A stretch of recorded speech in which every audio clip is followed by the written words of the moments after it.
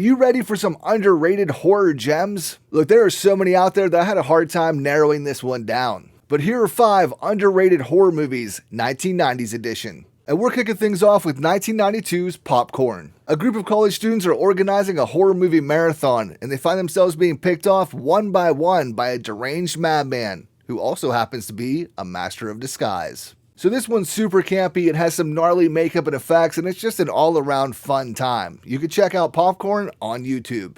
Next up is 1992's Raising Cain. This one's written and directed by Brian De Palma and stars John Lithgow as a child psychologist who is stuck in a nightmare in his own mind. So this is my favorite performance by John Lithgow, and I rarely hear this movie being talked about. It's creepy, it's shocking, it's unsettling, and it absolutely slaps. Raising Cain is available on VOD. 1995's Lord of Illusions is a movie that does not get enough love. Written and directed by Clive Barker, it stars Scott Bakula as a private detective who's hired to guard the wife of a famous illusionist. So this one doesn't quite compare to Nightbreed or Hellraiser, but it's still a good fucking time.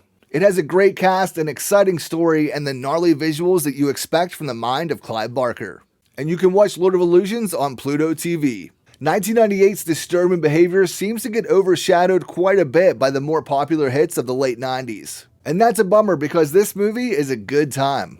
Steve and his family moved to Cradle Bay, and at first it seems like every other small town. But he soon discovers there's something sinister going on when everyone in the town starts acting very strange. So this is a modern retelling of a pretty familiar story. It has a great cast, a banging soundtrack, and it's just an all-around fun time. You can check out Disturbing Behavior on Tubi. And finally, we have one of the best and most underrated zombie movies ever made. It's 1999's Wild Zero.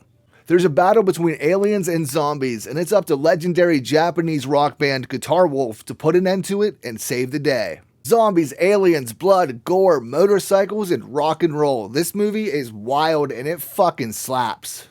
If you haven't seen Wild Zero, then go check it out right now. You can find it on YouTube. So those are just 5 underrated 90s horror movies. Let me know in the comments which ones you've seen and what you think of them. And I've got plenty more to talk about, so look out for a part 2. But I'm your horror movie hype man. Be sure to hit that follow button, and I'll see you next time.